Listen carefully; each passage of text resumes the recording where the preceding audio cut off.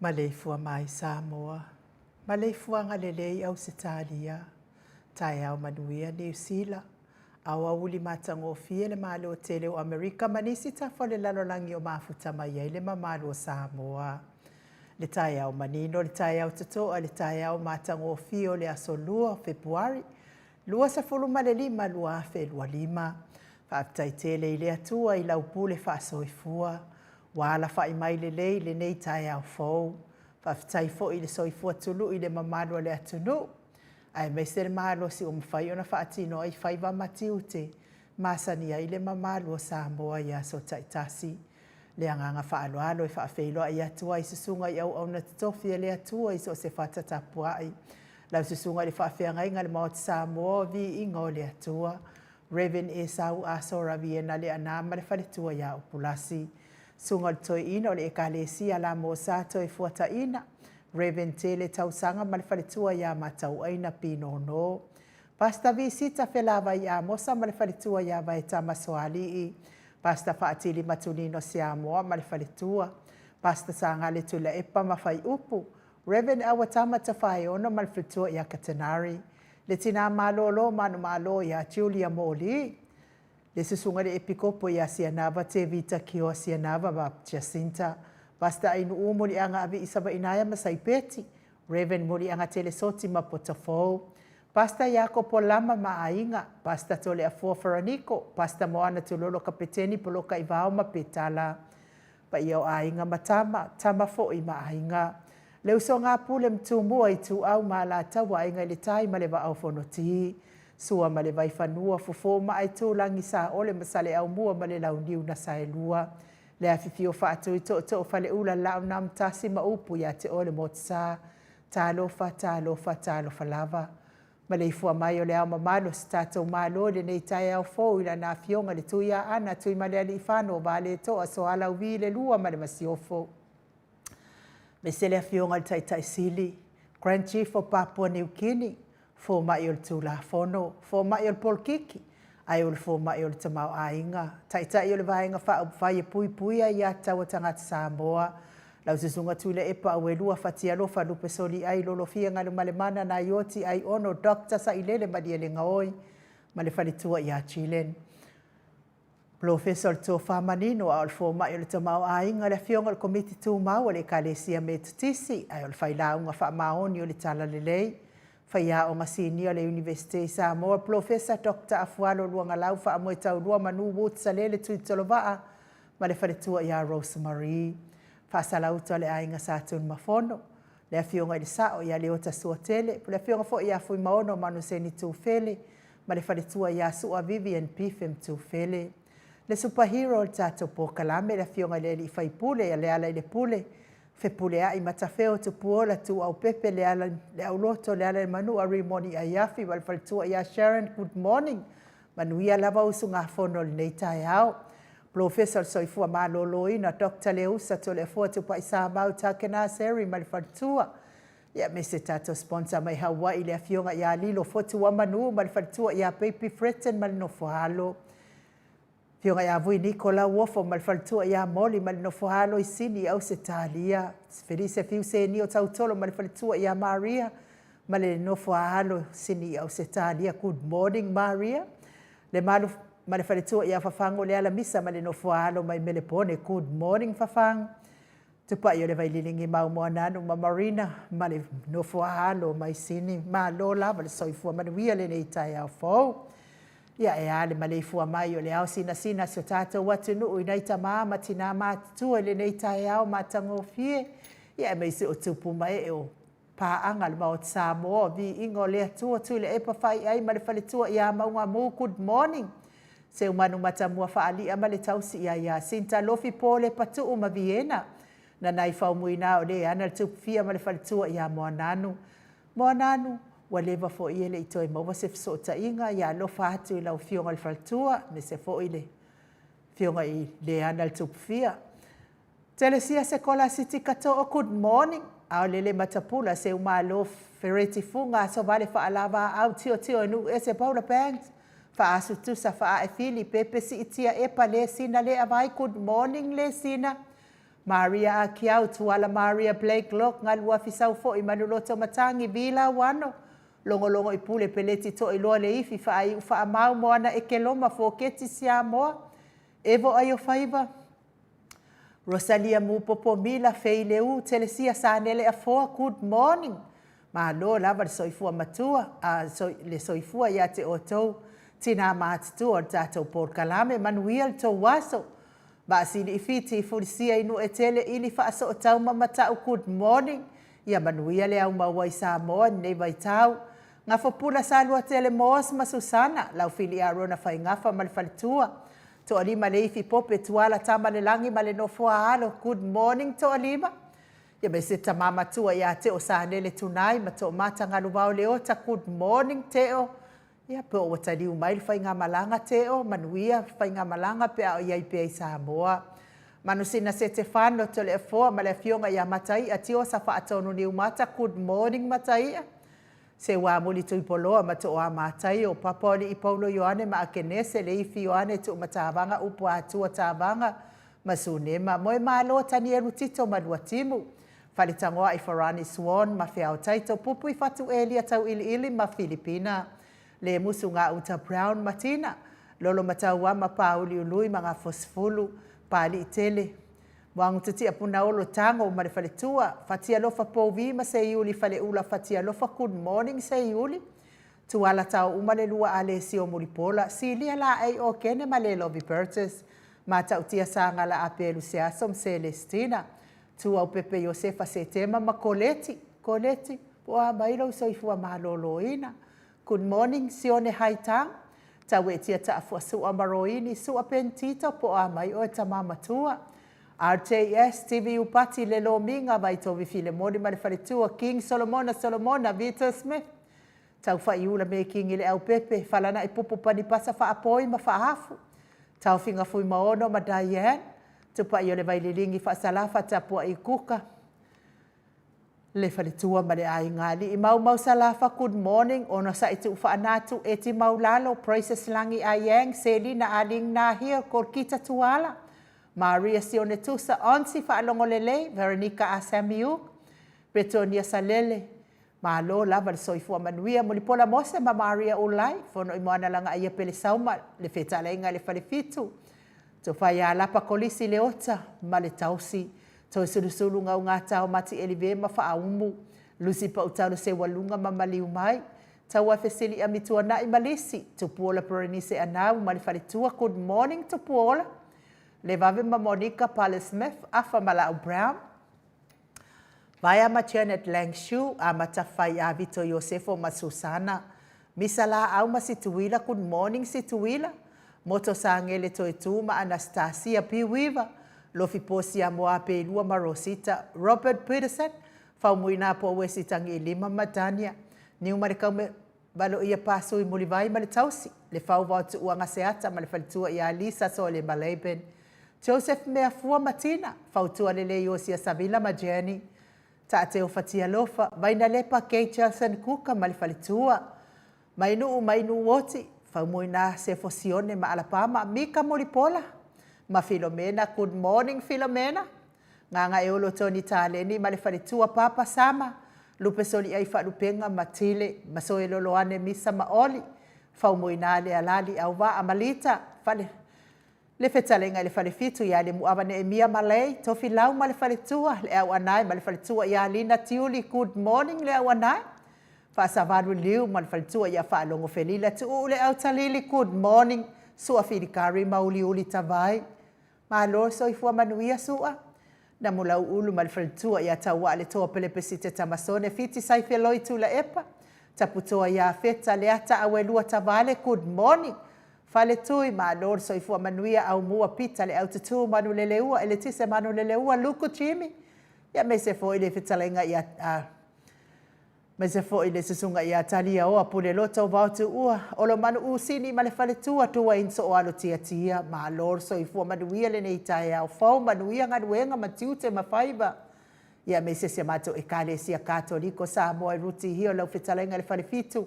Liu ngatale to fale taulangi ropeti Stewart to le foa ono fia na au mamana ia male fionga ia sula Daisy male no fuahalo Elisabeta manuia ngaluenga le nei tae ao. La wafionga le sa o tau manu pepe sopo ta fea mali i tonga tuki male falitua ia peka paka tonga tuki manuia lava faiva matiu nei tae ao la wafionga le sao. Ia me se le fetalainga ia sa mau le atinga ngai ono soli tamali i timani sa mau mai pes. Manu pepe sopo ta fea mali i tonga tuki falitua ia peka paka. Ia me se le ai ngali i manuia lava tiu te mafaiva le ne ia so masani ai sa mau fa mania fo ile atua le pisinisi. Olo o tautua ina isi o tātou tofi whapelepele o Samoa. Mafuta mai lunga o mātou apio fōlinga whapea fō i lunga o tātou YouTube. Ia good morning. Ma lor so i fuamanuia ia te o tau uma. Ia me se fō ia nisi wala whai mai whaanoanoanga li nei fō i tae au. Ona o le whainga malanga le maliu maleoti wa whea i fō i nisi o ainga. Ia tau ia ina ia whaamawhana ina i lea tua o tau finangalo whaavau. Ona o le to se ai o e pele mama e ia te otou. Ia o te taritonu ona o le mafutanga i la le tino nei ua mafanafana. Ia ai amu ia e ua wala au mai le atua o lo whapea o na ngā lue pea. Matutu mau pea i le fina ngalo o lo tātou tamao le langi. Tau ia ina ia whaamafanafana ina o tau fina ngalo whaavau. Ma ia maua ni o tau fina ngalo le lei. A wato ia so na ia inga i lungo nei fonga ele ele. Matau apio fōlinga whaafitai lau sunga le epikopo ia sianava te vita kioa sianava mafuta mai Wellington e New Zealand. Whaafeiloa i mai nei tae au, whaapea fo ia mistea ale whaio. Mahalo soifua manuia, mei se le whalitua ia Veronica a Samuel. Good morning Veronica. Lofi tulauna mahalo soifua manuia le nei tae au fōu. Olis Towers, mahalo soifua maua. Angela Masoe, mafuta mai Melepone, good morning. Ia me se le tama malo manu malo Reverend Muli anga telesoti good morning mafuta mai au kilani New Zealand. Nicole Ioane good morning malo soifua manuia. Pea fo itawai paka malo soifua maua le nei tae au manuia lo waso. West tia malo soifua manuia le nei tae au fou. Se wai maaseia good morning malo soifua manuia le nei tae au fou.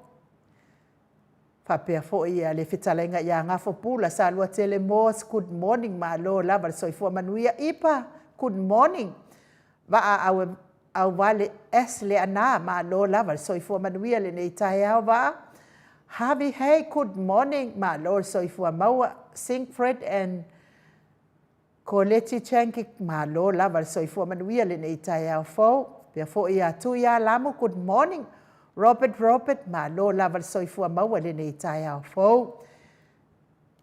Ia le mato au tusi lea umwhai ona mafuta mai nei tae au matango fia ai ole vi inga le ole atua tātou te whelu CPI le nei tae au. Ia ona ole whaupupoina pēhai le atua o aso lo soifua. Ia me se fo iso mātou wola. Pea fo i TK Muripola, good morning. Ma lo lilo mai ava ti whaanana. Ia wha ma lo lava soifua manuia.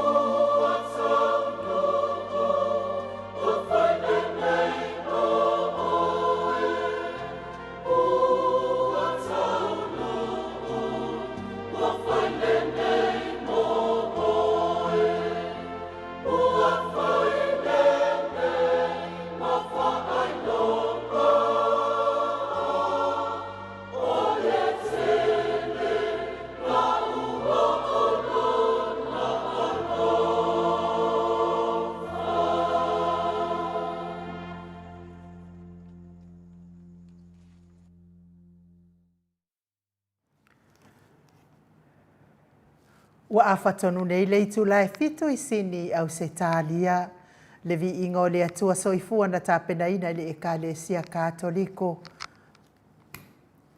Mai vai usu pe ona o tau sila mai ai le nei tai au fau. Tantonu ia lea fo wa amatalia le fonotanga le palemene pe ona masani ai le nei tai au. Ia tātou tālo si ia le alofa ma le anga le leo le atua. Ia soasoani le usuinga o le fono o tātou watanuu. Ina ia whaia le ami o tonu e pei ona ia tata babani mai ai I le amatanga e ala lea I le tātou whaavai pei ona tāpena ina e nei o tātou tua a ua tātia mai ti a sāma tapua I mai whaiva mati o te ia o whianga I ai pēr le mamalua le atanu I aso taitasi.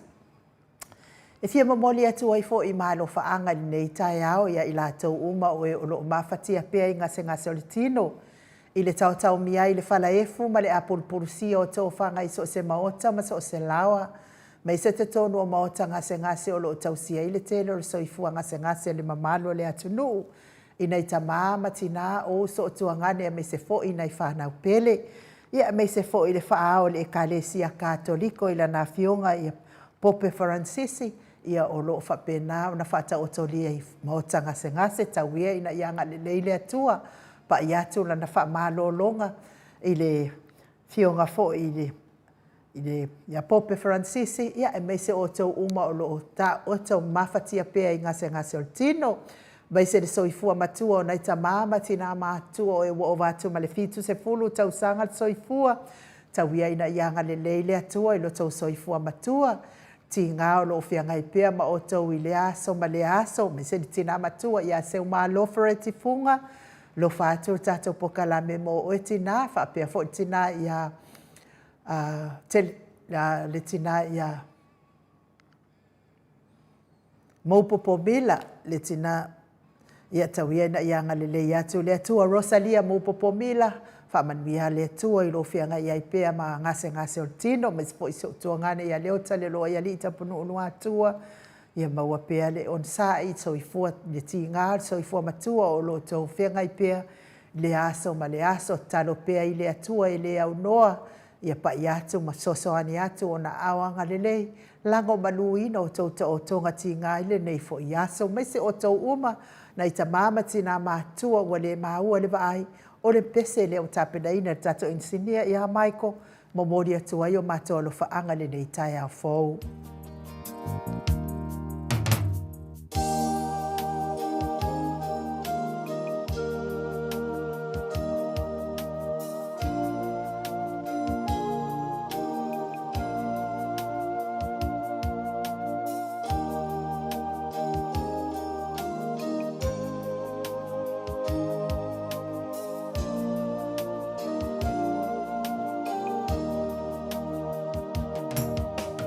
Pena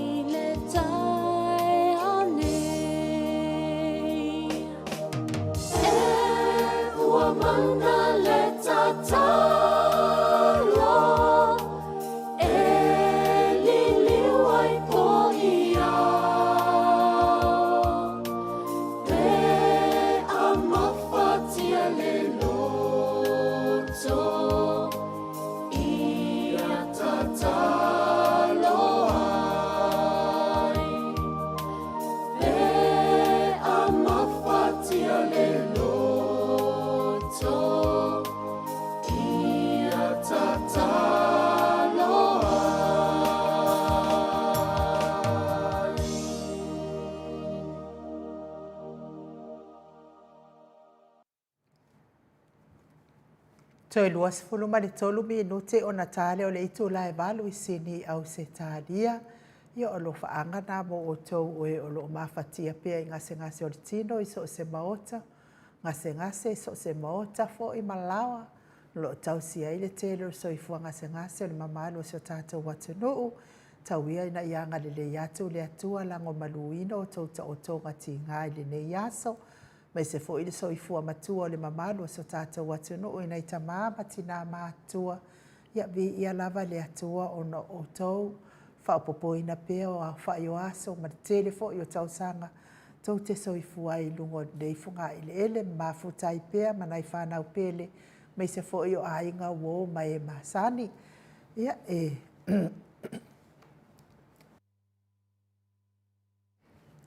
o lea ua tātou tapua ia whaiva o le a fionga I le taitai sili. Ia mai se fo I le sui taitai ia la uofo.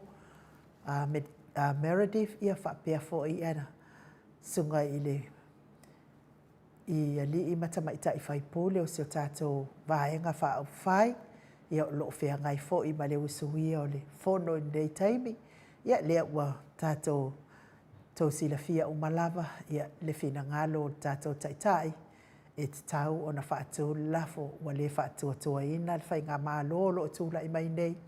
Ia ai toi ta ape I tua I toi o e whaili pālota toi o I le atu nuu toi fili mai ni taitai e wa ai e pui e taita ia seo tātou watu nuu ia ma pui seo tātou watu nuu ia ai mai se fo I o manuia e ono maua ia awai tusa umai seo tātou watu nuu o Samoa mai e lava I mātutua se ia o ie o pitoiti. Tau sila fia fo I tele lava o mea o nei. Whai ngā mālolo o tūla I mai nei. Ia ele ai a ma se mea ua manuia ai se o tātou watenu o Samoa. Sa whapea fo I o le a manuia I le miliona I pei o na tāla ina nei. Ia a o le a lava I whawhai tā o na tōwhan miliona. Whamatu miliona ia mō nei ai ngai pei o na mō nei tō mālo I pei o na o tau sila fia uma. Ia lea la ua. Le ngata fo I lea ia o loo lipotia mai pea le peo le pao a peo le pao a so tātou sale I wha pea le taimintu la I mai ai le whai ngā māloa le HRPP sale lei o na wha soa le lei ia le tupe ia wale wha le lei o le ele tise mo si o tātou watunu ia le watu la I mai tele o lei wha fita oli wa le misi le aso ma le peo le pao atu.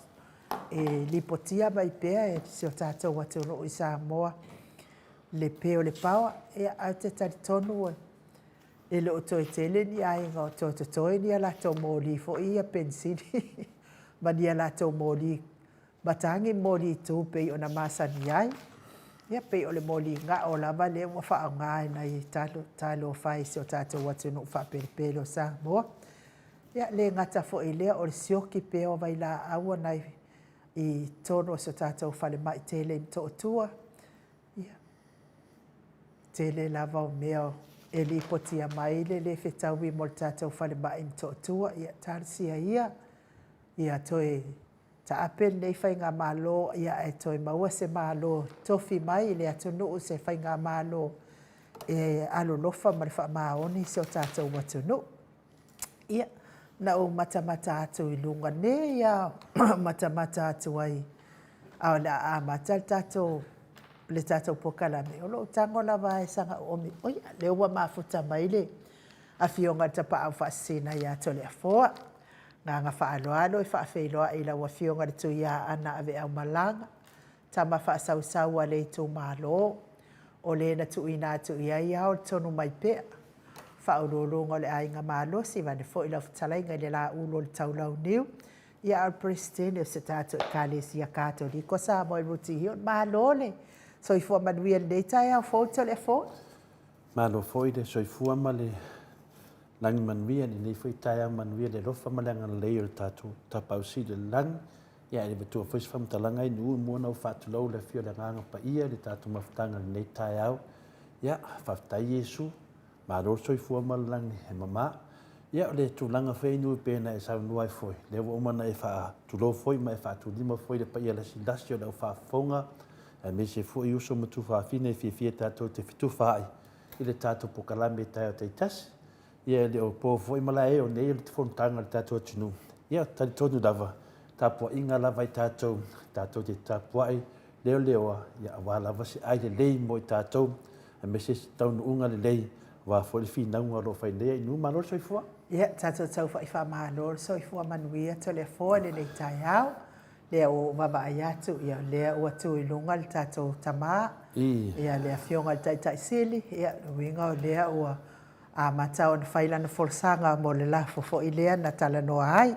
Ia tātou tapua ia ia whaiba o lea whionga le tai sili to lea fōa, tai tono o lea tātou o sa o loa. I le tātou mālu tai au, pe ona masani ai. Tai nu. Ia, o le maenga nei tāhua tele le tātou mawhtanga pe le masani ei tamam tina. Ia le tātou mālu whaleanganga. Ia awa fōi se tātou fōi mawhtanga ma Yesu. Ia e ala I le lana whionga pa ia. Pe ona tātou whaitau I le aso ma le aso. Lea o te toe wha tālofa ma wha whelua I le whio le nganga pa ia le nei tāau mātango fie. I le malei fua mai le soifua maua ma le langi ma maina. Ia te o tau le lofa tu noa ma le manuia ma le atua lo tātou tamā. A toa ma le li o Yesu Keriso lo tātou a li o lo tātou whaola. Le tātou tusi whai tau mo maile le tusi o Luka, lo na mtau pesuma le balu, le whai tau wina, le whai po lua suma tasi, ma le lua suma lua wha mole ai nu. O na whai mai le o ia, wa outu sia ia mea umatalu ina o ititi, wa whaafafonga ia Yesu I upu, o na whetala I atu le o ia te ia. Wa toi o le mea e tasi e tele I maua. Ia e whaatau atu iau mea uma. Ma ia e tufa ina I e mātiva. Ona ia te oe lea o le whaula I ngā oloa I le langi. I le e sawai, ma muri mai ia te au. Se te whaitau mai ari whai upo e lua suma lua I nu whama mole. Wa whaafafonga Yesu ia upu. O na whetala I atu leo ia te ia. Wa toe o le mea e tasi e tele I maua. Ia e whaatau atu iau mea uma. Ma ia e tufa ina I e mātitiva. O na ia te oe lea o le whaula I ngā oloa I le langi. I le e sawai. Ma muli mai ia te au. Whamanuia le tua I le na upu I le nei tae au. O le upu lea le tua mo I tātou nei tae au. O le mafuanga foi lea o lana whitalainga I whapea. Sawia ma muli mai ia tia. Sawia ma muli mai ia tia. Tele ni tātou whaitawina ma tātou whalongolongo. Ia e iai level teimi e sui e foi.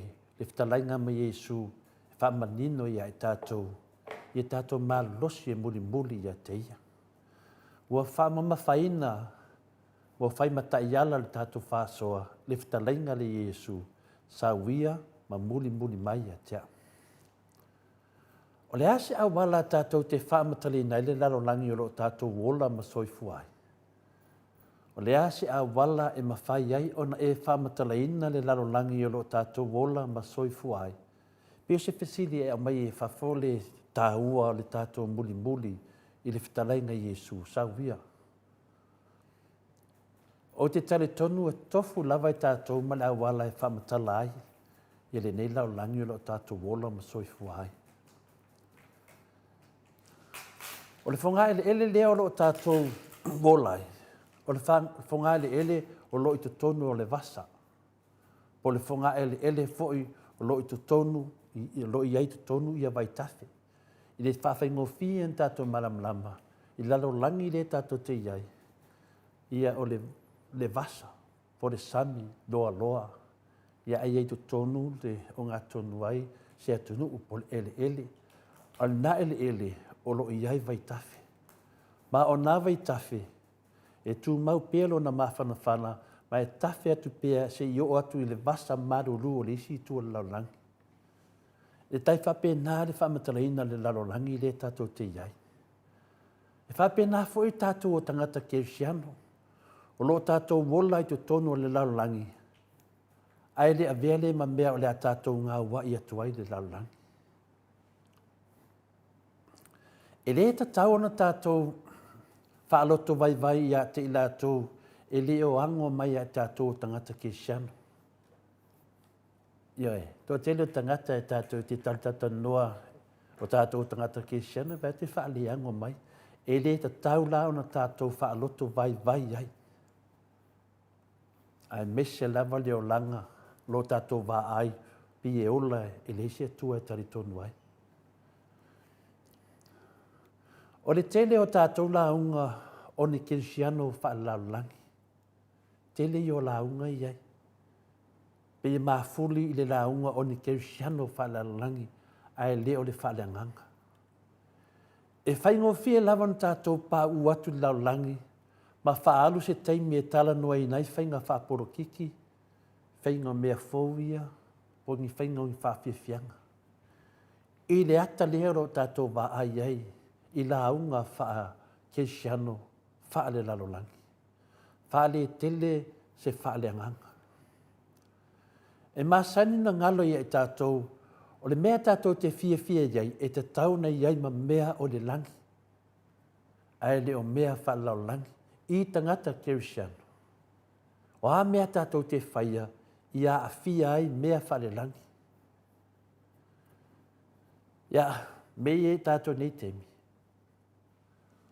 Whale on le kamana, whale pei alaunga mai tātou wha kerisiano, pei ma fuli le tū whalaulangi. Whale maua le tū whaleanganga. Mo se whataitainga, ina ua tali sua ma tau mawhawhatasi e su ma lau te lona ma tangatanga sala. Sa ia whangaina o ma lava le avanoa le na e tu ina tuai, ma tau atu iai le upumoni whaleanganga. Ma tai atu ni nganga sa le loa i mea e te tau na lātou i loa. I le teimi o Yesu dia. Le teimi ava noa Yesu tu umatu lavan tata noanga tangata angasala lau te lona. Tu atu Yesu ma whaamatala tuai le tara leima le upumoni. Mea whaleanganga. Taita ina ai ni nganga o le ilo loa toi maua mai Yesu. Whape nāse whataita inga mo i tātou. Po whea lava te tara noa ai, tātou o tangata kerisiano, e ta tawana i se vāenga o le langi e te tara noa ai. Se vāenga whaaleanganga. Ia. Fuai whalava oe, ma whau whalava oe, po le ahal toi na kerisiano le te iai. Po e tā lai atu ni mea moni, te reo whewhe atu i whaalelalaulangi. Ia ai mese lava le whaamangalonga o ngasala, ma le whaalotanga e whaavavau e winga ia Yesu. Ia e reo whamataraina e tātou nā mea. O le mea moni lava e le ta tau o na muri atu kerisiano i le lalolangi. O loo tau mawhai fo le lalolangi e whaafiofi mai fo o lātou fwoi whainga whaaporkiki. Lātou fwoi whainga whaasosaiete whaalalolangi e whaaforinga i tātou i whaatuso le lalolangi. Whape nā le taua le tātou te iai. Ai ua whetalai mai Yesu i e tātou ne tai au, ia aua lava ni o tātou wolai. O le mela lea e awa i lava o na whaamalosia ro tātou tatalo, ma tatalo atu le tua, i nei whaamalosia i tātou e le tua, i mea uma tātou te whaia i lona swafa. Le swafa o le tua.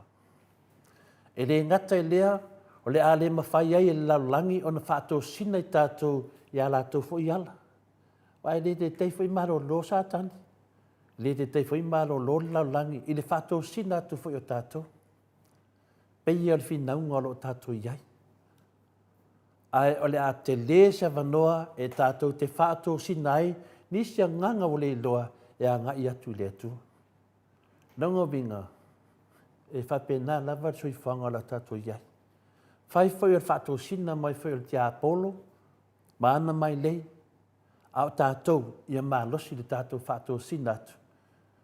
Ia sauni a nganga i lo tātou tamwhainga. O le mea fwoi lea e tāua te lea lo tātou wola, whengale ngale hai. Ma whalau e te lea tu le mā nei o le tātou sio manga whale nganga. Tasi nā vaenga, au te mā. Ma e te tau fwoi ni tātou sa ili ni awanoa e whāsoa tuailo tātou whātua tua ia i lātou e leilo aina Iesu Keriso. O le mafu angalea na wheta lai e Iesu i tātou nei tāi au. Sa uia ma muli mai i atea. Haftai e nuu mo le avanoa. Haftai fwoi ta maam tinare whaafonga mai. A mes fwoi yuso mtu whaafine fia tātou te whitu whae i le upo lea tua i lea tāi au ma lea tāi au.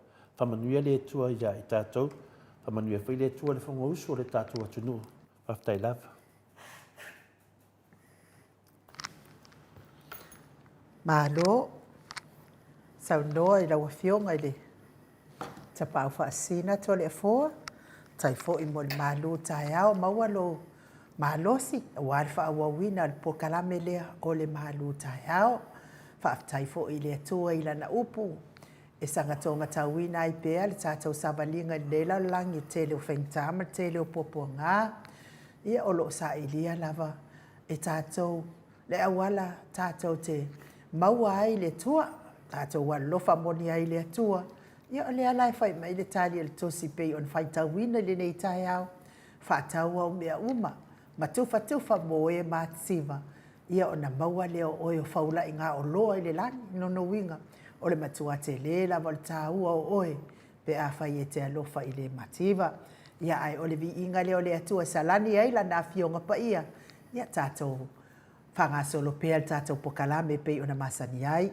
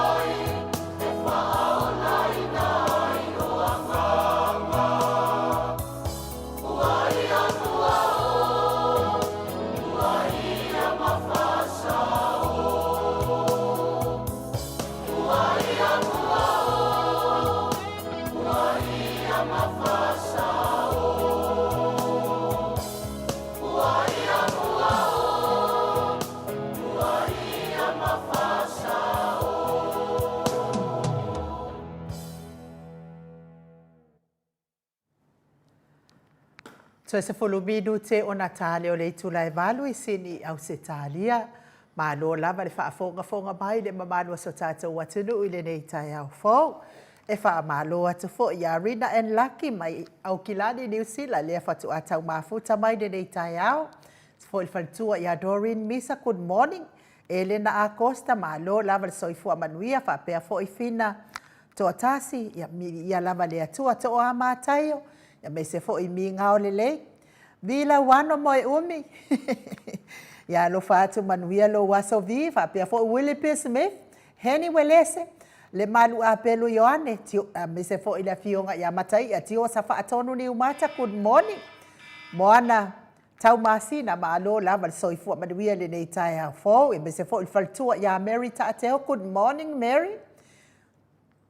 Muli anga tuila epa Edward Fasi ma lo lava Veronica Asamiuk lea e tustusi mai ia malipoti mai tatou fono usu lea ia lava lea tua Filomena Molipola good morning Mike Timaloa ma lo soifua manuia ia e mese fo I tawai paka ia fa manuia atu lea tua ia te oto uman nei tai au o lea lai ai ia lo faanga moli po ia e mese fo I o fa manuianga o aso soifua e pe I ona wala au mai ai tawai paka e fia momoli atu o lata walofaanga I le aso soifua whamanianga mo le aso soifua si o lata utina peleina ia Chilen sa ilele malie lenga oi I le aso manuia lo aso soifua ma alofa le atua masanga whaopopo nisi tausanga stele mo lo soifua alofa lau whanau alofa anga mai lau whanau mai au kilani nei. We love you so much, Mom, Nana, Auntie Chilen. Ia, makeke tele o le a soifua. Ia, whapea fo I fua rosa. Ia, meise o le rafo. O le whaia, o le stika o le fatu. Ah, le fatu, le lofa moni, ma le wha maoni o na ialo mwhanau si o la tautua a tina ia Chilen. Ia le atua, ia whapea na fo I tatou ofisa nei.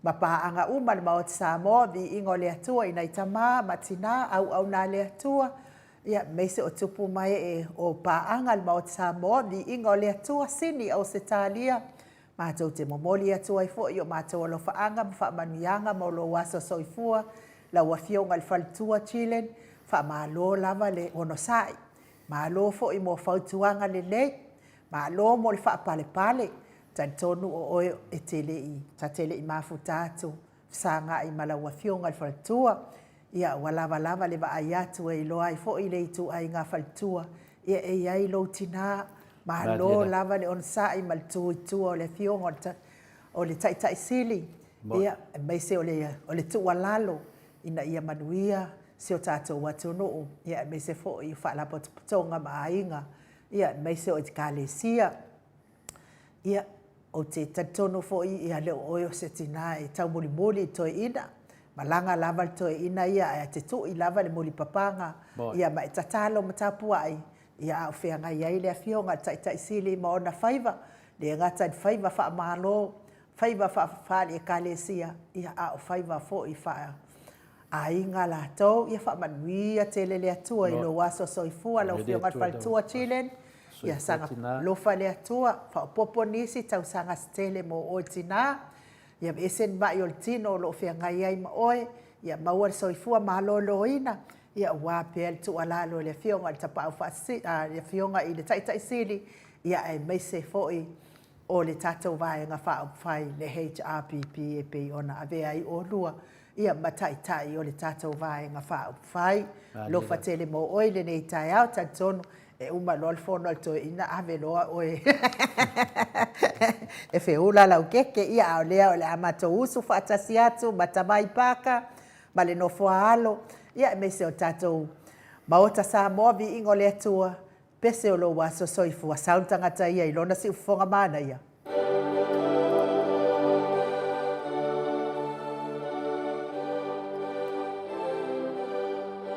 Happy birthday to you.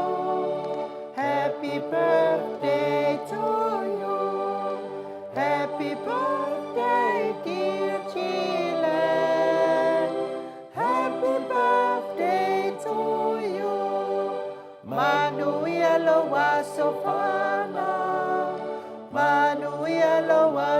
whanau, manuia lawa so whanau Chile.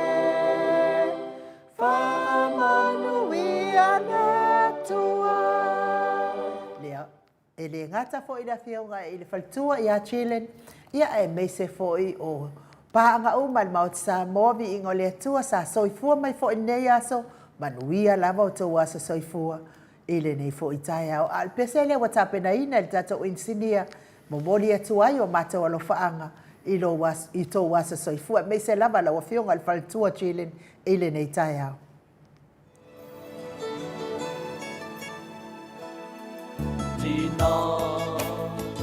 Tina ea, ua longo I, ua longo a, au ngā luenga, a ngā lofa e whaamatanga ina.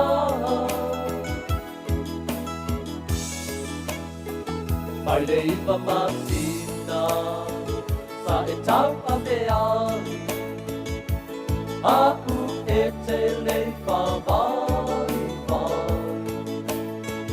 I loa lofa moni, o te tau tino atu, e le mawhai o na autotoni. Sa e tau, le vai a wheni, mo loku o langa ia I tulele. Loa o ina, mai o upu ole ola, mai le tusi pa ia.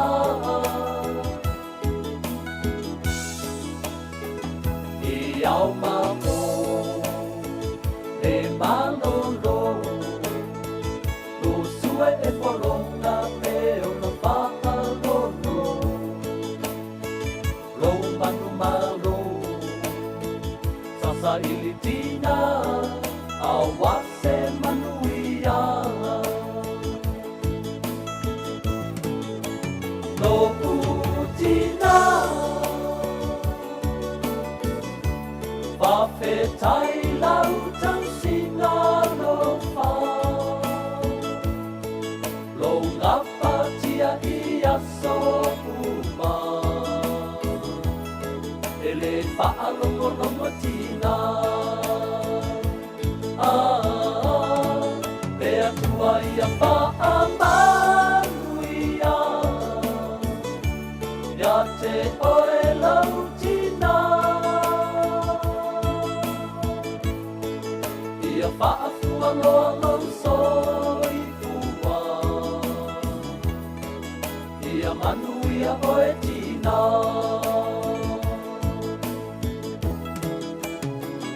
Au whautuanga, lea whai moksei, au upo lea lofa, upo whai mo uawe. Ole mitanga, lea olo uanganga, sa o whangalele.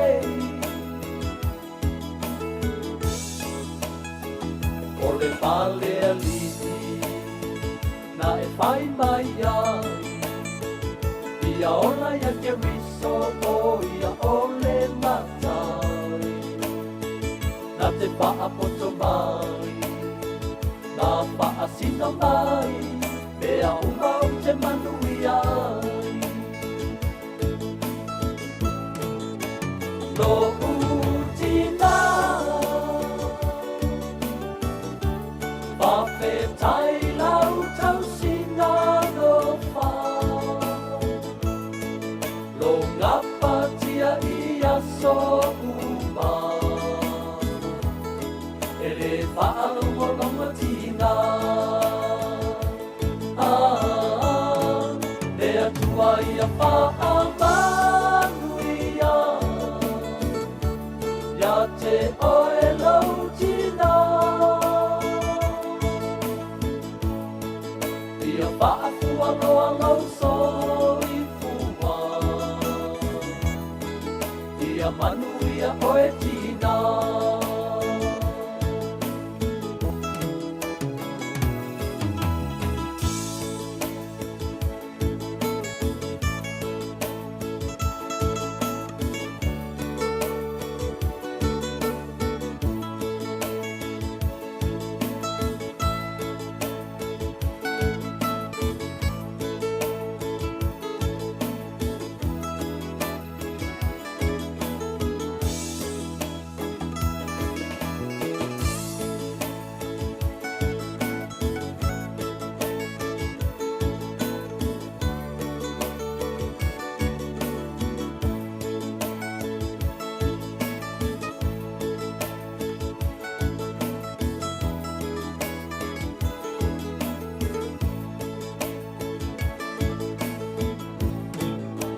lo utina whawhetai lau tau sina no wha lo ngā patia i aso uma e le whaalongononga tina te atua ia whaamanuia ia te oe lau tina ia whaafuanoa lau soi fuma ia manu ia oe tina ia whaafuanoa lau soi fuma ia manu ia oe tina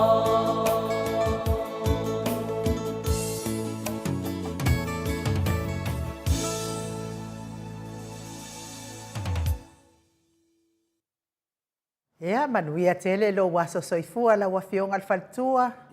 Chilen sa ilele maliele ngaoi ile nei tai au fau mai na yo walo ia tawai paka ia whapea foi na yo walo uma pe ona bala au mai. Ia ma paanga uma Maota Samoa Viiga le Atua Viiga le Atua le wa mafuta mai tatu ata no al tel sa kraiten. Lungo al tatu wala laina de anga whaanoalo i whaafeiloa i la wafionga ile ata no al te sa malo soifua manuia malo fo lawi langi ma. Ia malo fo i on sa nei tai au pa nei tai au fo mai le Atua ata no. Malo whaktai laufionga ai nuu whapena fo ino whataro whatu laufionga tole fo i le nei tai au mātango i tai au manino i New Zealand nei. Ia whapena fo ino whataro whatu i le fionga i le whaltua le spea atu i lai pa ia e pe ona iai fo ia whalongo atu ia o le whamanuianga modo na so soifua. Ia i le so malo le soifua ma le langi e mama i le nei tae au ia o tau fionga ia vi e fo i le tua ua tātou wheiloa i le langi e mama ma le soifua maua ia i le nei fo i ia so fau patalo fatu i le paia maurungo le tātou o tunu na i le tātou tamama ki la mātutua ia o lo whaia pere whaiva o tāpuai ia o lo whaiva ia le tātou o tunu ia le ngata fo i le o le tātou le tio e pe o na iai i le nei tai au ma lo le soifua ma le langi e mamai rau a fionga anu ma lau fionga tole fo i le nei fo i tai au ma lo fo i le langi manuia i le nei fo i tai matango fia lau fionga le atatanoa te sa alo ia so se te mi dava e o te tauailo soafa atatanoa te sa e whamanatu mai e whamanatu mai e te au ia matau leo whiu tūranga ia le tatanoa i tō te reo o nei tangata aru o le mawhai e tātou no o le whamai e se matu tara noi matu i la mutu se matu tatanoa matu i la mutu e whamala ian pokalame lea maa ia te au fo nei tangata ma le tari tonu i mume o aiku maa oi e pokalame o whapenga a pena wai wanga whai ngoa mai lako pokalame i la mutu le o mawhawhau i lato i whamai se e o mai e kaka whioki se mai se e fia tangata ngaro e ni mai runga pe whanga waka ngaka e whai e lato e fia lato i e tara noa i nā mea mai de maru si anga ia pena wai li mea e kankongu ia i kino ia le wai ona o whai ngoa mai lato pokalame ia i la mutu o le mawhau winga le o ki fia mo se paua winga le tō te iwi uma le paua ai nuko i la muku Wan te sile mea pewa ia sa no mea tatano te sa whalawelawe o mea ngau i la muku e iai loa le soafa maro Yesu ke iso umaro mea malo atanoa o pela le o le koe ngā mea mo i le a fo i le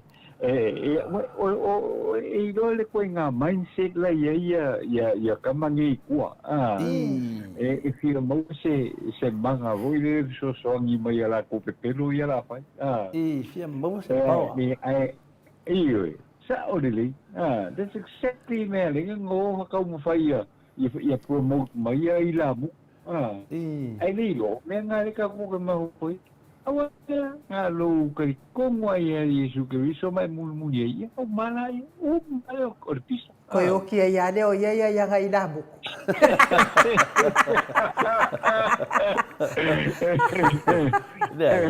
Ele se mera o le asese ia ta doma mai u fa makalai ngaro ila butu de ta fa matar le minga no fa matar ina wa fa ta lo fa nunga ta to pokalame ina wa fionga de ata noa te sa o le ata noa te sa pina te mafo le wa di ia malako ina buku ale la mai fa longo mai lava o le ai fa matala tu le ida muko kako o le tele sa o le la tele do la me le ka mo do ngo ko wai ku mar ko e fa mai ya nga le ka mar ida mut to te fa longo mai ya fa ta lo fa mai ya de a fionga de ata no te sa i le taiao mo le taiao ka fa no ya anena o le tali ne na fesili ata no te sa e malesi me o le ai o singo singo asi vai meu este vai me e fa mai dai o lu e fa mai o lu o me ai ma fo foi me ai ma fo o me ma kwale ai o me foi se fa mai ngai ka nga foi ya o le winga lai na wa pina le wa te foi te dal ta puta e sof si le nu le pa ya o le na fe tu do fam talanga ina wa ma wa foi fam talanga i pokala me ala o di ia wa fa pe mai pokala me fa mai di se di ia le fai mo e de tu nu o le ko ko inga e pole ala foi le i sumu ko inga e pole ngo le fai ngo e di si o ti le fai ngo si sumu to inga o ke fai ngo inga le i sumu au leanga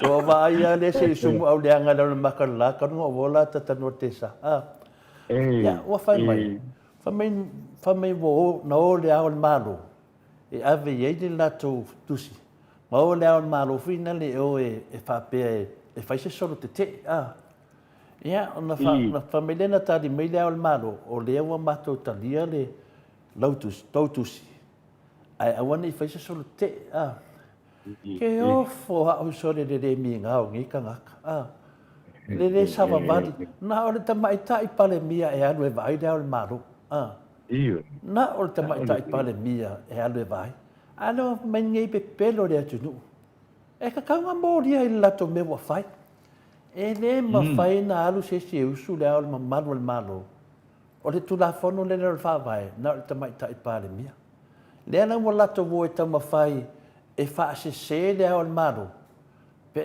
fai e sa o le lato fa matalanga wa te doa e no fa lato ma fatu ni fa matalanga ai de se fa ma ninga mai du mo le tunu ma pu e mese ata o le na fa ta lo fa ma le al malo ma tu atu le tu si le al malo le ai ma se mea fina le finga le o fa ma kalanga ngi kangaka o te tatalo pe le tua ia musuina ia si tangata e fa anko nguinga tangata nei pe atu la totala inga pe pelo ia fai nei o le ale mea o le o e fina le o le mea fai lo fa matalanga o le fa o ngā fuar suafa le au malo le malo e a mai e lato poro kiki pe pelo nei mai la pa pe po e mai la sto wata ma le au malo le malo e fa maoni ai o marona pu e mai se to wata na ia na ave lo le e sue o le han me wo no vinga wo ka wanga o le au malo e fai mesi o leo te tau na ho ai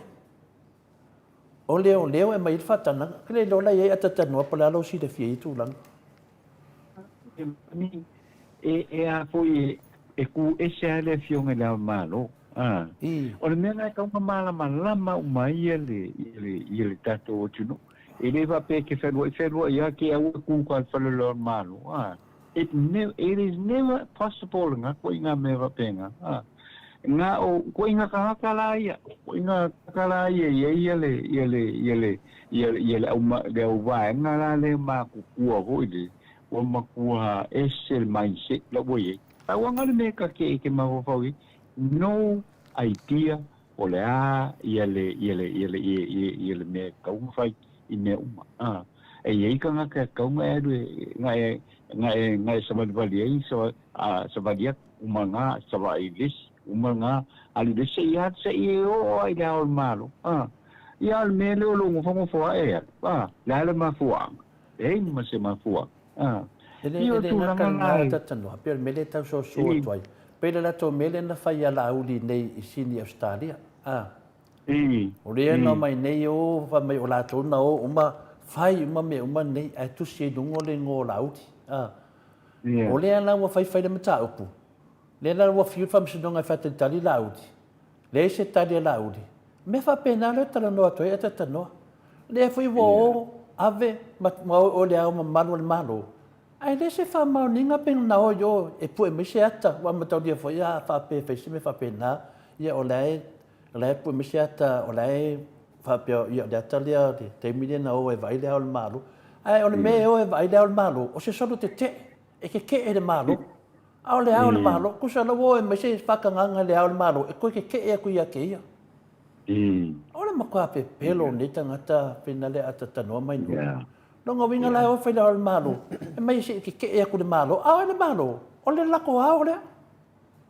vai vai do le pe pelo le mafo fa ni tangata o tato lo ia fo ia magi hokai ele ia se pero ala langiange kusa le wo faia inga uma pepelo ka ngai pepelo laut sala la wo ka mo faia e pita ku pelo laut ai wale faia wo malo sia laut ia ole na ufa longo ele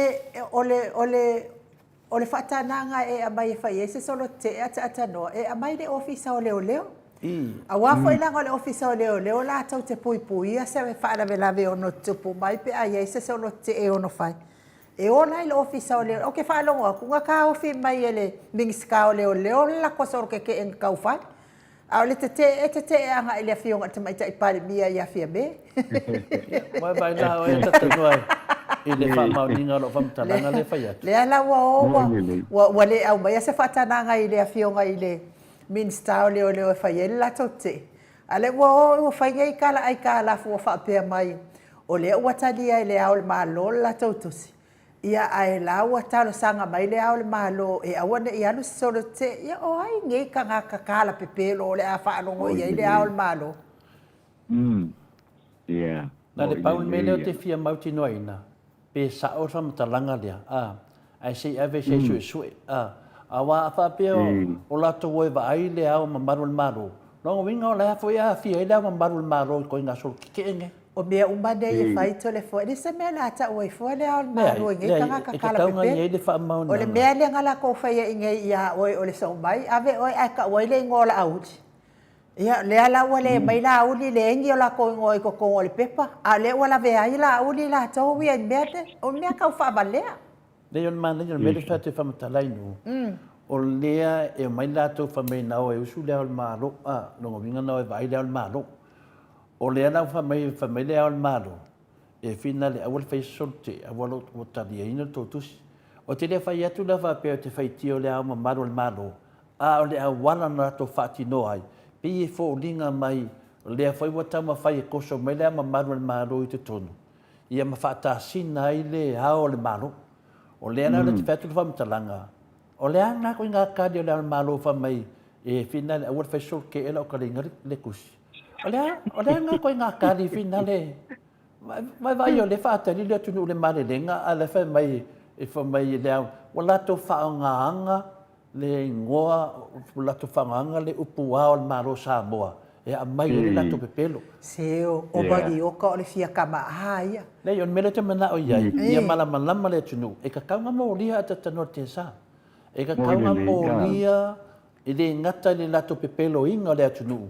Awala to fa ngal swafa mamal le al malo e a mai e la to fa se le tu pol mena le te lau yai e su e lei wa le wa mai nei la fo mai na fam talanga na fa pe le na to ina malo matua ai e se va ngo le malo wo e va nga di to no me ne va ka vale le al malo ai aso su e to e pepelo o le ane me wo ai va ai le al malo o na o te mai tai pale mie la lo tu la fono a fa pe mana el fie loa ma ka mo ma fa le tangata e o ki a ia pagi o ka ia o fie loa ai le loa pa wale me ai loa ai ata loa nga e loa kele lai le mele o fa o nga finge fo ia de ma ni lu kai ko lua pa wala nga me ai loa kele a o fia ka ma ala ia ma fia ka ma manu fo ile e maniu o fia iai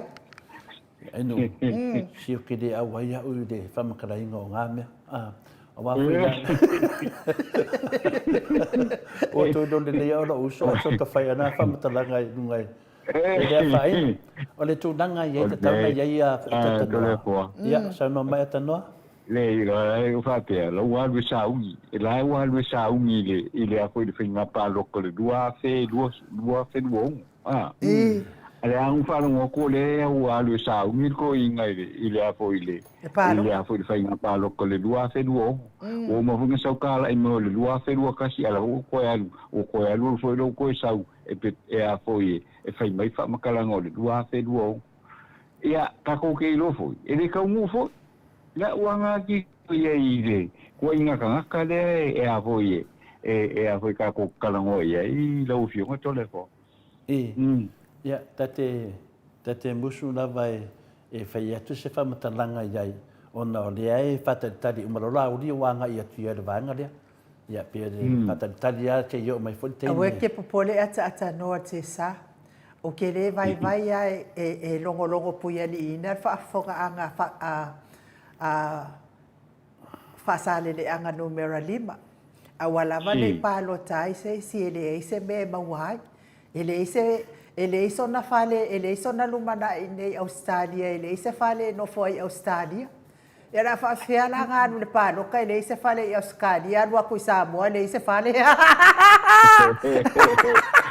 ole ala le me ba mai ia fa sale le anga numero 5 ni ai no ele kau dia ni fale kau dia le la yo lo ma fo ia me le tu mu lo ma fo ava pe o wanga ma fo o wanga ma fo ai o te do vo leva na si le fia de mamado de tu langa na ia io o te do ia de faina vai o le tatou sauria o le fa mala mai na o le mamado de tu ia awani to sao ia te le me se ia na fai ne o tatou o mai le te mi ke le au nga la vai fa se langa o le ula le nga go fo ma fai fual ka ko por kalame ata no te sa ia se ka o kwala po ia maros pe malo sila ko pawa pe malo silo fufonga ina tu ile mamalo o fa sale le anga numero 5 ele ai se me mawai le suile ai ngo ya vui mangioka le ai ma se me mawai ia la fa fer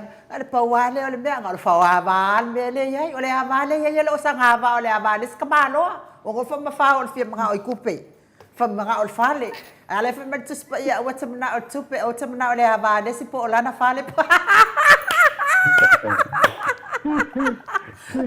me ala le fa sale le anga numero 5 ia ole kala anga le ole suile mai ngai Australia ele o sangava ole avalesi ole fale ole si la ngo fo ngai e ala le ke le kai ngo vai e fa sa o akule le ngai le anga langa me o sa fu fai po kala me mo sa mo vi ngole atua ia e mes fo yo la wa fionga mamar alo ia pe tato ana ia tu si tato mtau pe yo le tu langa ne mo le ava foi de si de fia foi de mamado de tu no ia mamoli tu lava le fa time le fa malo o le tele o menen tato fi nau mai ai ia wa mai wa uma i pe se fa su mandua de carecia e fa casa o tau no o ia feta lai mai ai wa uma me mai an tato tata no am tato fi nau wa tau no mai le fa umanga ina fina no ni fina nga wa fa mauni ai mamado de tu no e pe pelo uma la to fa salango ia na fa ia de se me to ya wa fu ale pina le ai, paul me tātou ngono ina le fia. Ia ma tātou whamatalaina le atunu, ia sao le whiriwhiringa le atunu, a te tano te sa. Ia sao le whiriwhiringa le atunu, ia o mai ni tangata le lei, ina tangata whātua ina, ni tangata e moni le lofa ia Samoa, o le winga le upu na moni le lofa ia Samoa, o le puipuia lea o le whaavae o le atunu, e sawa vali mai tātou, i tū la fono. Le alavu tātou wa ai nei, o tu e tau mawhaita i tai le tātou atunu, tu e tau whātun tonu le whaavae ua malepe.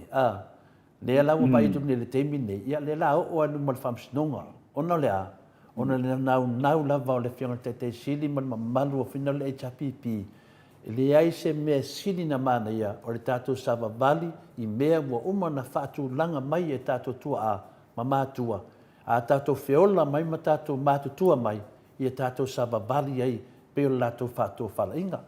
Le alawa iei tātou teimi nei, le alawa sau nei tangata e swafa ia la uri, whaila na tala inga, le alawa e mwefo le aka, le walu e whaiana morianga, le wa moria i morianga e spun maleono, talitono le asisi e tudunga, le wa whawhau ai le te lo nei maumea, le la whaatali le atunu, o le foi mo tātou whanongolongo foi ata tano te sa, na sau foi la uli whaavalea le atunu nei, i lato au lango, le tupe e whausi ai se lato senda po se lato fale, le fale la le o i slafai, ia whape foi e tātou i uporo, e moi fo le aka, ia waru umate tongila i tāla fua la uli, malana whanau, ia mana pisinisi, le la lea, awane ita sesi, le o tātou tau nuu mai i mea na valo ia, mea na i loa, ai sātou le malamalama, sātou whamatala atu, le ne tangata lauli, matua sifi o whina leo o tangata e le whamaoni, ia le lau tātou wa maai ai, e la me la ita mai fua le whamatala atu tara sao. Ia, o kou afe koe kiki a milionga, la le wangoko i o le kālafua lauli, la la stou whafonga, la le winga le mena, e le angara le whamamlama atu, i walewa na whamamlama atu tou, ia tau whaitete ne tangata lauli. Le wo mai nei Australia le ma o lauli, tama whai e tā ofi le pokalame, a vatu e le tala moi, ma le tala manina, ma le tala sao.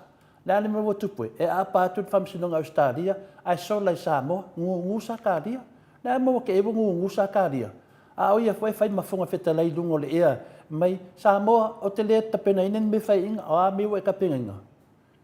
E ring whai inga nei me lo le sau whamsinonga. Ioi, ale mela na lea te whai atu ilo whamatalanga, wa umma, wa tau nu, wa ilo umma u pepelo, wa ilo umma laulangi pepelo laudi, le lau wali yang ele fasa mau e pintangata mamai. Se manolosi, fa manolosi mai e whail filfilinga le atunu. O tau lava manui e Samoa, o man whai tau filfilinga ma tau whaleanga, ane le wasafa le atunu. Wasafa Samoa, wa malepelo na whaabai, wa le loa whaaloalo i e matai la iti, matai mātua tono le fono. Wale loa le whunga whitalaino na tūlanga. Wale loa, pe tūtō tasi, pe tūtō lua. Al te mine, wa tūtō whāle tātou whunga whitalai. Ioi, a uma ku i. A pēr tū i el tūlanga lesa, waili ma maru o Samoa. Tūtō tasi le whainga le whono. Lea lau tātou waba ai wha amalam la mahina. Au, ia mato fia lava tatano te sa. Ene ea masi meo te pole. Wa ma whananga venga to le fuama ainu ma le Maota o Samoa vi ingo le tua. Le wha amalam la mahina o le whātau sanga. Wa oma, wha tausanga, wha le tausanga, o tātou whi nau ma nei tangata. E la me la ita i fua, kile fo o e po whape i lo whi nau. Ane le wa, le kou king pelo le wa ave le whamsinonga. Ana tau po poto ma sao tau whi naunga, e le aru king pelo le whamsinonga. E wa ngofo kongo le Maota, ngofo mai tua. A o le wha mawalunga ma le tau tau pepelo, ia le wa amata na sao i langa aia e tu whamilionga le atunu. Na arwai pepelo le atunu, ara waika. Wha mai e rea sori tu la fona, wale lolo po fe o whaila o tō mena whai. E ta tau naso e mai whaila ia le atunu. Whaila ia i loa i po fe mena o i tupe nei, mai ta tau ana wha pui pe ale lo whaila. Ai sea, ono mo whaila ia, wha maoni e po fe na o i tupe. Le rā toto wa ai nei telo tupe lau telo le atunu i whafo. Nai tangata lango e aro lofai nei whai pule to tono e vanga whapai. E le whapena atu e aro lofai ala auli. Ala fai nei fai pule leta ma fai tai pei foi o HPP. Ai vai ene me wo o nei tangata. O te loa to te lo tangata nei. Wa lusi le lato whaatua.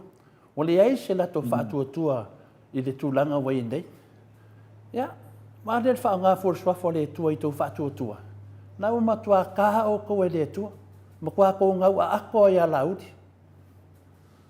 Bea tūlanga nā tatanoa wa ta whamatalai nei mea. Lata fia i le teimi nei.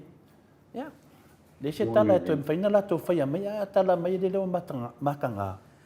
Palo ata noa ia o te le lope sa o lipo te ar mato o tustusi a le whaapea mai. O la mo whaatu le lafo le whaatu toa ina e le se whaanua ina la ro fofo le ia la uli no winga i le koe fio i koe whai palo ka ata noa. Ia e wha malo lava e le se mea e pole i fua tātou. O le ua umona sau noa tai a whai lava e watu lafo a ia. La e almesili au wa whaatu lafo. A o la o le o lo ta oto mai fa masinonga ata noa te sa ia e o ia e al tatou wa pe ia o le vesaso se o le vai aso nei e fa ia le fa masinonga le ona fa uruina ile ta pipi ata noa a lo o fiona ai nu ni ne vo i ta ya o tu langa wo ye lo dai o tanta dia ko i le o ka te mo fa wa fa i ke me le o le whātua ina o le lafo. O le kulanga fo le wale, e le aze ka ko ke mauna. E ye le ko ungo, e ye le whai ungo menge, e le whai ungo menge. Ai fōringa mai, e le o le evata po le whai ye le mene. Pire i lopo le ale whaukua ngā rauli, pire i lopo le ale whaukua ngā fia me, la ka ko ke lo umare whaukua ngā ai fo yare ale HRPP awa o mea ngai sa ungi le HRPP o le alfa kuanga HRPP ia la ko la muka ko iloa a fa kule la fo le fa tutui a le fa na fai ya la uli e fa me la uli se ise kai ni lo ai le and you would think o ke mingi ave my options ale vanga fa pu fai ko ko pal mingi wal pal mingi le laus ia le fa ku la uli e fa me le ai le sa wonga ai fo ia a fia mea ngai ai ka ko lo la ia o la ka fai alo mai ku ia vanga le ala nga o ku ai yuma nga le HRPP ala ku mai e fa ali me sa o le me sa o le me sa o ko nga fa ile manga o la nga le ka mo me sa e manga o ai manga e fa alo mai ku me a wo fi mo to le forma mai nu Mo ina nei, ia lea se me whapule nei tātou tamamati nā wai. O tātou whina le, tō te lele tui whi whanunga longo le whono. O nai e manua mai awhi na ngano tamamati nā mātua mai namtanga mai le ina ua whaimele whono matulanga sawa ai ai. Pi o nā ai o mai te imi nei, e whātari tali ala tātou se e whai tātou pokalame. Ma sau whai ma whio mele whionga te siri. Na tanu lai alea awa lusi le lātou inka lesi le whono.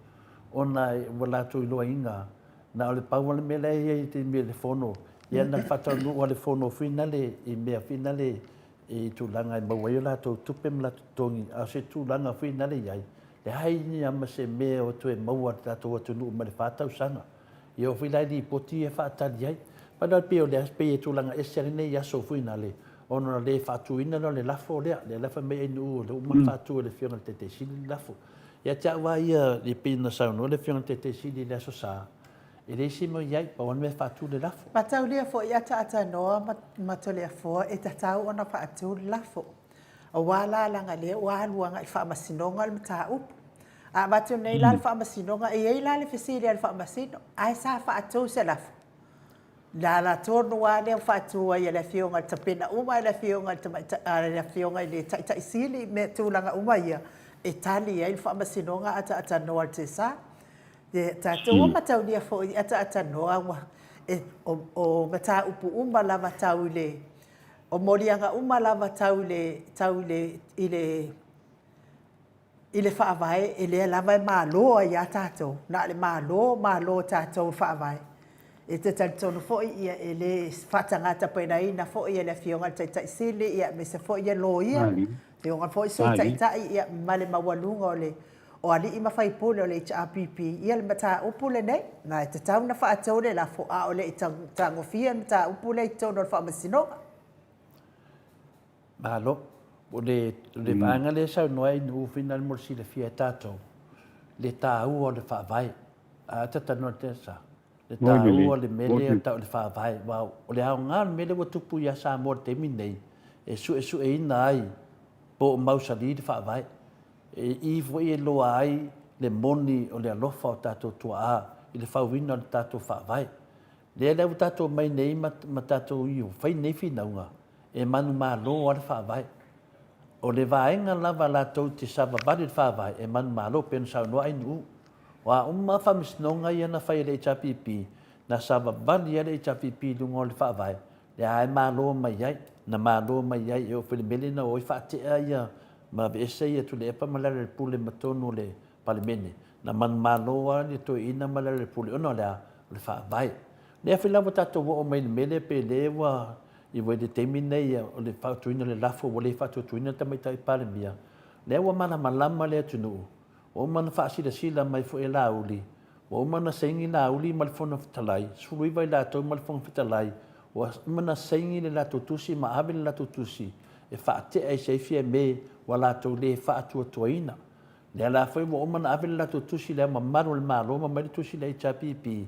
Whaapea mai. Wa lusu ui wa la tau. Ia ai ono le pito lai o e te tau na tai ia la tau le malo o loa ia la tau le malo a nei mea uma ta mamati nā e leo le whaavai e leo i e le whaavai nā mea uma pio le mena le e senga nā i tātou whanongolongo o lea lai tau mawhai le vaanga lea ia manu malo latu whinau le ia talepe fo i tātou whaavai o lea lai o me le teimi nei le awhina le sanuanga le whionga te te siri e le tau whaintoa whaini whono o lai soli la soli ia le whaavai. O mea nei, o la soli le whaavai. O lea lawa whaine le whono, la soli le whaavai. Ma natu roa tei siri. A le whaia se ngai oinga, nongo winga foi. O le foi wa soli whaavai ma tātou. O le mena lea, na le paua le mele to toi nei, o le whaamasinonga. E a mai ei le unga o le whaavai. O le whaamasinonga, e muli le whaavai ata tano te sa. Le la tātou whaatalitali nei, pe wa awilenga ina i tātou. Ono le tātou whinau, e le ai lauri, e le ai au tau ia le whasa, po o tau ia le auslou, e le whape nā le whainga le whaavai, o le tau tala mai ma tala noa mai le whaavai, i le mea tau na whai, e whaatu le lafo, o le whaatu tuaina, o le alawa umana sengi lauri, ma le tos fului vai lātou, whaatasi e ma le whiunga whitalai, wha mawina i lungo pepa, wa mea nei, e ese lawa mo tau tala me lungo pokalame, ese wha mawina, wa wha mawina, wa lātou tusi le tusi ia fia me e whama vai. O lea lawa whaatu o le whionga te te sili lafo e wa le whaatu tuina te mai tai palmia. Ai ngungu e lātou? Wa te ia wa ngungu? Ioe, ia karusia o ngi ngungu se si pēa umale whon. Ke wa e mai fule aka wa ngungu mo i se si. Ngungu mo i se si. Ioe, o le tau tatala mai i le lātou nga yoinga wa umana whai. O lea lawa umana whai le lātou nga yoinga. A le wa le kau kakala. Yoe, karo sia o ngai ngu ses. Yoe, ke wa umaso fonga fa mai. Ya nga umari fonga nga u. Wa fio koe whakau kala fa mai. Wa le koe kau kala. Wa alu wha se loa inga. Vai la se si, awa le ula te tono al pale mene Samoa. Ne mea ne te wa e mo fole aka. O mai sa ngoa, o le ar ko melen ko wo kusi. Ma fa sala lau le tunu ma de media. Wa umanga ko sengi. A le lau whaatu le lafu a koke whai mai, e koke ngungu. Ia vai la se si ke... Iwa fulu iwa ngu, me le leo pepelo, i le kungu. Vai la se si ke wa kua leanga ni ngungu. Ia, o le mena iai. Tene doa la misa ngai niu po tai li poki mai po fen bero mo iai. Lea wa koe lunga ia king pelo e whailo na whinangalo. Ia whamalo atu lava ata noa te sa. Sa o whaalongolongo na stama i kiripi ano o whaalongolongo e le I uma. O na waa mata tātou porkalam. E le porkalam e fo ila le tamaloa fo ila le whaingoa nei New Zealand ia o tautai mata I whale. Ia po o airau mei. Ia malesi fo ia ni inu ngale awa ova malwhaafia poko i le whionga taitai sili. Ai pēla e kai kukusa marka I kai sili. Lea la te toa lua mai la pokala. Ia ua whaataitai e ai lau mei ia le si ufofonga o le whionga I i le taitai sili ai pe fai ai ia ni ala tala mali e fo ia i lunga la por kalame i le fia i le fai unga taitai sili le fai le asol nei o le fatu ina o le lafo o le fatu atua ina ia awa o le mea e manana o ai ia le fasa malato o sapora awa ne i fatu ina se lafo a ia se e sa o atu lava ia la le taitai inga le malo ai se e mai le fionga tamaitai pale mia e malo lo i lalo lon tofa i pule o le tūlanga le manana o ai le manana o se lafo o le whātua ai. Ia le ala ua whe lafo la fua ia, le wale ia. Ia te au ia. A wale ai ni mea whain pokalame. Ka pese. Ave alo whaanga mo tangata. Ai so ia re kalapelo ina le mamalo le atunu i mea ia tau te talapelo ai ma. O wai koe o ia sanga pepelo ai whea re o ko ilalo. Ele ngaka ko ilalo a le mele nei. Wa mumusu e o te fo e fai paloka ia le fesilia tatanoa o le ame o mumusu e o e fai paloka la na mumusu e o e fai paloka wa mumusu e fesi le tunu wa le te mineia ma kwa pala ai o ko i ku maro fie me ma la to vainga ma o tu wa ma to dia ya ku i ku maro e to sfuru di mai a fie me ma la to vainga o le ala le tiro tira mali tu maro ma la to me wa fai te ta yo le vainga o lo tu maro le ale la to fata sina ino fie me a le si me a tu da tu i tu maro e fesili mai tangata o fei ele tu pelen fa pe e fu e fai ele te fai atu o le mele o te mana o ia mala mala mai le tu nu mo le fa le si fa vale no le si fa vale ya o le ala le me wa mo musu e o fai padota ai mo musu e o fai padota ma to e na te minei ona olea wale se tupe te minei wale se tupe a wa fai wango ko me ko ngi le tala a fai na ma fa laudi o le ato a mai fai ka la funga e fai le campaign ai a umala wa mo ti noi di tu ave tanga se tupe a umma ai le sa mai laudi o ma kwa nga wa nga milion no ngo vinga o me sa le vete e to e le vete ata no te sa o le ki nga le tunu illa to wafu a me sinai tangata ia la to Wai tatou foi, fa pena e fi wan tangata fa mai e lenga le chapipi. Tatou wa ia mo tatou talitonu le chapipi. Fa pena fi tangata le fasa ia. E te fi wa fa yatu wa talitonu. Se va nga mo tupu mani me fa pene. To am fai lon to e ma fa tangata. Le ala mo tupu mai. Mo mana mai ia tu langa. Tai pe le mele na tupu. La fa tala vin fam tala inu. Ya fa lao ia ai kupiko. E ki nga la manga fai. E tinana mai le tua va venga e fa amala mala mai Samoa i le pepelo laudi ai fai la yo i la mele o tupu nei ya ai wale ai lo fa nga wa ave mo tupu laudi ya o le si mea ai wa ma fa pe o lo tau langa le lo ave ya pa ala lo wa ko le kanga o laudi fai la to mea ila le ko kukule la inga fo yo food bank Tau mai se fio tope, e se tupe o mai mau le chapipi. Tupe umana wha mau ata tano te sa. E wha mau lunga pukalame nei. Nea mo le. Ale feo a isolo e su e whale kaungo fie fo. Ie la umai ai mea ai. Nea wala nei le tae au li si a. Wha mai se la kui o pe se suka. Se la tu o pe mo me se mea. Se la tu pe mo se lau tala. A feo a vei tupe. A vei tupe. I lunga le wha varvalea. E lunga le mafo fauta toa e mo favalea le si Samoa ya me na me itai le te aru e fenga renga le aso ato na sa le o fe me wa le tupe ala na mo le fa ali ai pa fa pe o me manino e ta mai ai le fa yo tupe le malia na me fa pu mo ai vai me e fa le chapipi e fa manino e la umai lunga le fo ha yo le malia e ai le aso e te sa wai to e tiru kuarpo kalame. Nana lau atu e nuu, le mea alofa seo ta mama, seo tina, sa alofa ia pai, mala fai, i fai ngā lauri, i reini nā mea. Ai sea, nanga lai fai ai ana, e la su e i ona mea e molona manuia, e lai mo tato wawa ai e, wangu sa taria, ia, ai rese me popole tato, nā tato tatale noa lama e wha amala malama, i la au vale ia, ia lato i loi mele o lato tupe vai o lato e le po fe mele o lato tupe vai e le malama ai mana ia tato fa malama mai fo e tau se sulu to sinta me pai tono lato fai ai ma fa lava tata no te sa ia ia mo ia tole fo vai o e makwai o se lau pasenge ma ko ia le tulanga wai awa me ia apa pe o e ke kai le I se po se fala po pokong e kupa pa tingi kupe e makwale ai masawaya kakau e ke mo foi fofa nga ngua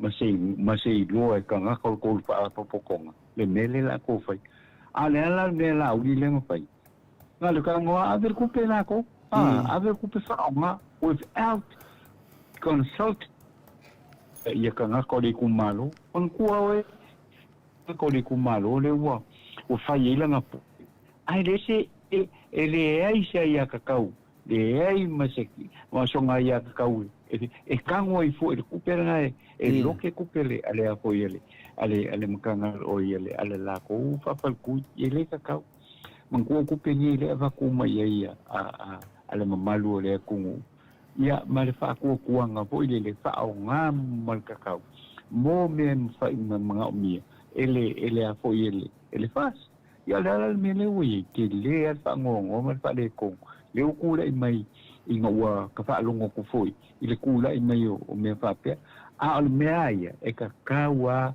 nga ko trot ia la udi ma ka nga ka umalo o ka ia le va nga fa pu fa tawangan me ka fa ngongo ya ka ka me o kupu mai o nga e le kupe la ki ngai kupe e ka ngoye kupe ki ke ya le o fa ile pu le ko kasi kan ka le o fa ile nga fa so ala e ngopia ile mamalu le ku ngu fo ile le o e sa nga kupe tawangan me ka fa ngongo ole va ku ye fa ku nga e ka ia se me ia umai fo ole ya you know that's part of ole kaika ola kaika fai kio fo ye me fa pingi ku lai mai lo fio to le forma anu ya pe tu langa nei jai o te loa ya le la tato wa o mai me sa mana ta tanu ni ta ya inu te sira fia la wa fio ngale ata no te sa na o mai le ya ma no la to motinoa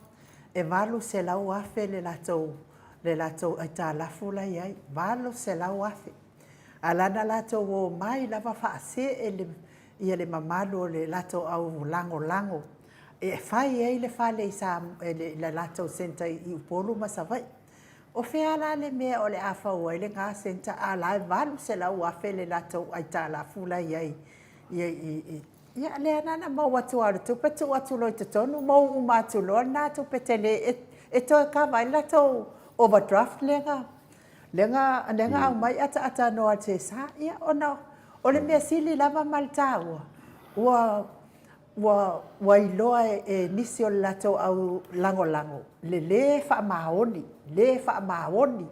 le e taitai e le vaenga le wai kele fuata tala fuela fionga taitai sili ia ese mamao ia tulanga le ia ile HRPP male party le fast ia le se me o ia o le mesili male taua ia tatou ia na longo puia ni ina la ia o le fo o te fa longo ia wa amata na tele mai fa seale mamano le tunu ile mata upuni ia la to waia vaenga a tatou ia o le tate ata ia I malo fa ia I de tele o le ngau ia nae wa e alala ina ata no wa o fo ia wa leva na e Samoa ia le fo wa to fo I mai ni au seta I New Zealand ma to alala ia o tupe lava me ai ta fa avanga lava se tupe e ave Samoa ia au mai fo I ni malanga ia I tau fa vanga lava se tupe ia wale tali ia tu fo I malanga e o mai ai le ai ni se fa tupe ma wa ata no te sa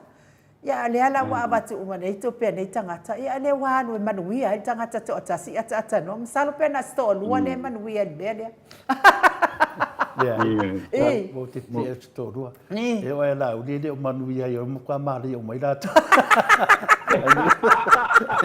ai no te do la wa be ado te ngalu nei yasu ia le ata no ia batu ia le aba no ata no pe ia se me te toi fia sau no ia ia fo tau ile fo la tan wa mai fo ia uia whaktai lawa lau fionga inu lau fionga tole fo whaktai a muna no tātou tal no ai fo ile nei tae au ile tātou porkalame ia ai whapenau na lo fangia le atua ia le aso le tātou tunu o ke lawa le vai ngolo e whapenau na whafunga mai mai mua mai ai le nei tae au whamanuia le atua i fuafuanga malawa le tātou tunu ui le nei aso e Australia o New Zealand ma so se vai ngolo langi o lo mau mai le porkalame i whapenau na whamanuia la vale atua i fuafuanga malawa e whaia i le nei aso ia whapena ia lau fionga telefon lau fionga i nuu whapena ko i nei aso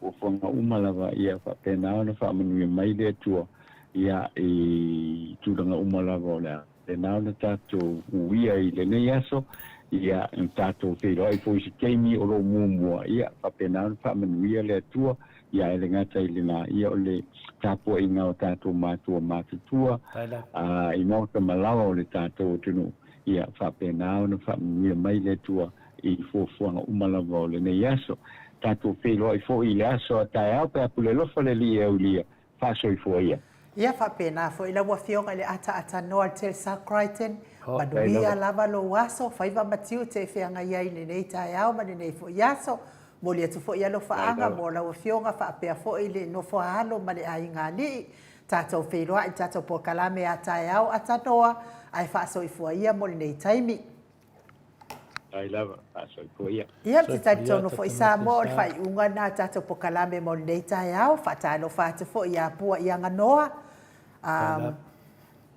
tui whasisina tau vau lea fo mafuta mai ia whamanuia lava lea tua le nei tae au tātono le a tātou whaauaunu whaalongolongo i le whanotanga pei ona iai ia ai mo nei aso ia tātou whamanuia lea tua le a tutusi lunga apo fōringa whapea fo i lunga tātou YouTube nisi o whaafonga mai i tātonu o tātonu o whariwhai ngā nuenga manuia ngā nuenga o nei aso a mei se fo i tapua inga ia lawa Maota ia manuia lava le tapua inga ia e mai se lava ia le avipasi e Maota Samoa vi ingo le atua whamanuia le atua ngā whapula salua telemos ai whaasoifua ia Samoa mo nei taimi